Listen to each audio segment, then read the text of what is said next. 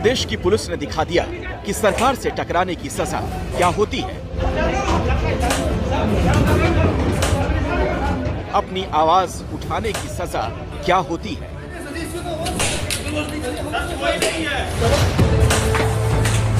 हक मांगने पर लाठी बरसाने वाले पुलिस के जवानों ने ये दिखा दिया कि उनकी बाजुओं में कितना दम है। इस पुलिस वाले को देखिए, एक बंद दरवाजे को खोलने के लिए कैसे उछल उछल कर अपना हुनर दिखा रहा है।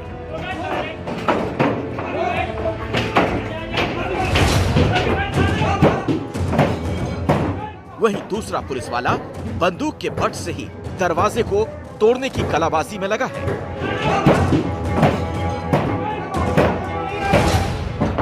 पुलिस वालों को इतनी मेहनत करते आपने कम ही देखा होगा, लेकिन चूंकि मामला निहत्थे और बेरोजगार छात्रों का है, तो इसीलिए इन पुलिस वालों का जोश हाई है।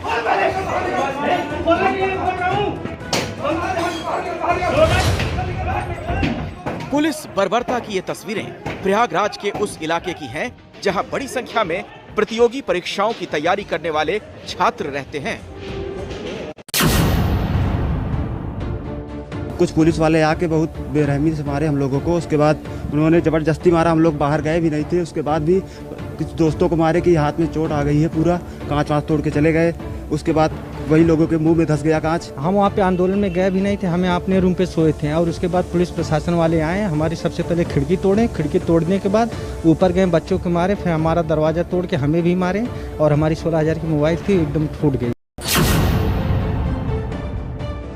चुनाव में लाभ लेने के लिए कुछ विशेष पार्टियां इस तरह का साजिश रच रही हैं। ये सूचना मिली कि ये लोग ट्रेन के इंजन में आग लगाने वाले हैं। अब सवाल है कि ये नौबत आई क्यों, आखिर क्यों? पिछले 3 दिनों से बिहार से लेकर यूपी तक हंगामा मचा हुआ है। सैकड़ों छात्र सड़कों पर उतर आए हैं। रेल की पटरियों पर पहुंचकर ट्रेनों को रोका जा रहा है, उन्हें नुकसान पहुंचा रहे हैं।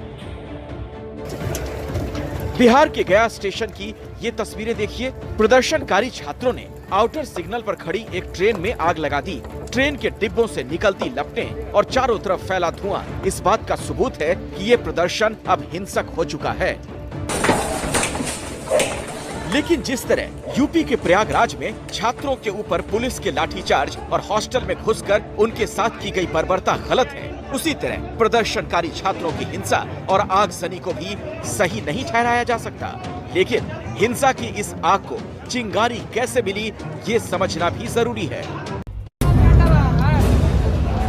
रेल की पटरियों पर इकट्ठा प्रदर्शनकारियों की ये भीड़ बेरोजगारों की उस बड़ी भीड़ का बहुत छोटा सा हिस्सा है, जो सरकार से सिर्फ इतनी उम्मीद रखता है कि उन्हें उनकी काबिलियत और हक के मुताबिक नौकरी मिल जाए। पर सरकार क्या करती है, अब वो देखिए।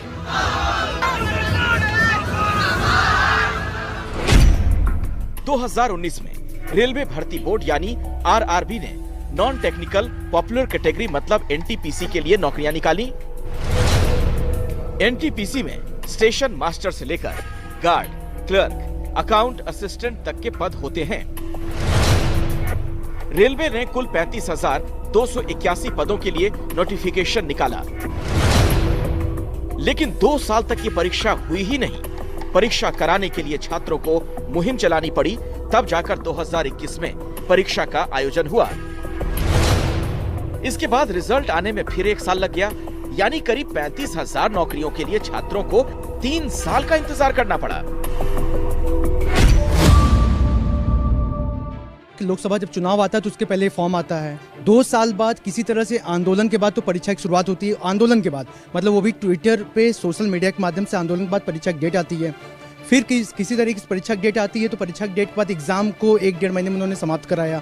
एग्जाम समाप्त होने के बाद CBT 1 का जब अभी रिजल्ट आया, और रिजल्ट लाने के लिए भी आंदोलन होता है, ये भी ध्यान रखिए, रिजल्ट लाने के लिए भी आंदोलन होता है। रेलवे में 35,000 नौकरियों के लिए करीब 1.25 करोड़ छात्रों ने आवेदन किया। परीक्षा के बाद पहली स्टेज के लिए इनमें से 7,05,446 लोगों को शॉर्टलिस्ट किया गया। मौजूदा हंगामे से जुड़ा पहला विवाद इसी शॉर्ट लिस्टिंग को लेकर है। रेलवे का नियम कहता है जितने पद हों उसके 20 गुना छात्रों को स्टेज 2 की परीक्षा के लिए शॉर्टलिस्ट किया जाएगा। लेकिन छात्रों का आरोप है कि रेलवे भले ही कागजों पर 20 गुना छात्रों के शॉर्ट लिस्ट किए जाने का दावा कर रहा है, लेकिन हकीकत में सिर्फ 10 गुना छात्रों को ही मौका मिल पाया है। 20 गुना का मैटर था। ये इतना टेक्निकल मैटर है कि रेलवे ने 3 से 4 बार टिप्पणी किया इस मैटर को ला करके, ग्राफ में ला के दिया, बार में ला के दिया, अलग अलग तरीके से कि हमने 20 गुना 99.9% हमने रिजल्ट इतने गुने किए हैं। जबकि सच्चाई है कि रोल नंबर इन्होंने जारी नहीं किया है। रोल नंबर अगर ये जारी कर दे तो ये बात साफ साफ सबको पता चल जाएगी कि एक व्यक्ति 4 से 5 पोस्टों पे सिलेक्टेड किया गया। मान लीजिए किसी कैंडिडेट ने 2, 3, 4 और 6 इन 4 जगह क्वालिफाई कर लिया, तो उनको केवल 1 माना जाए। तो अब इसको मुद्दा केवल इतना है। अब यूनिक नंबर लेके कैसे 20 गुना वाला नोटिफिकेशन है उसको करके कोई ना कोई सोल्यूशन निकालना पड़ेगा। 20 गुना छात्रों वाला ये पेच इसलिए उलझा हुआ है क्योंकि रेलवे की इस परीक्षा में ये साफ नहीं किया गया कि कौन सा पद ग्रेजुएशन वालों के लिए होगा और कौन सा इंटर पास के लिए। इसका फायदा ग्रेजुएट छात्रों को मिला जो सभी पदों के लिए आवेदन कर सकते थे। रिजल्ट आने पर इसी बात को लेकर सवाल उठा। इस रिजल्ट में क्या किया गया, एनटीपीसी में एनटीपीसी इसमें क्या किया गया ना, ग्रेजुएशन और इंटर दोनों के लड़कों को एक साथ बैठाया गया। तो जेन्युइन है, ग्रेजुएशन वालों को फायदा होगा और ग्रेजुएशन वालों को फायदा है, उसके बाद उनका कट ऑफ भी कम है, इस वजह से उनका सक्सेस रेट ज्यादा है। और इंटर वालों को चूंकि ग्रेजुएशन वाले के साथ बैठाया गया तो एक तो लॉस वहां हुआ और उनका कट ऑफ 100 में 96 है, कहीं कहीं 93 है, तो 100 में 100 कर देते तो ये डबल घाटा। उसके बाद भी कहा गया है कि ग्रेजुएशन वाले लड़कों को डबल सीट को रिजर्व रखा गया है कि एक ग्रेजुएशन होने के नाते एक इंटर होने के नाते। तो इंटर वालों का कहना है कि रेलवे ने अपना पैसा बचाने के लिए हम लोग को बलि का बकरा बना दिया। विवाद सिर्फ इस परीक्षा को लेकर ही नहीं है। फरवरी में रेलवे के लिए ग्रुप डी की परीक्षा होनी है। छात्रों का कहना है रेलवे ने अब इस परीक्षा को भी 2 स्टेज में कराने की बात कही, जबकि पहले ऐसा नहीं था।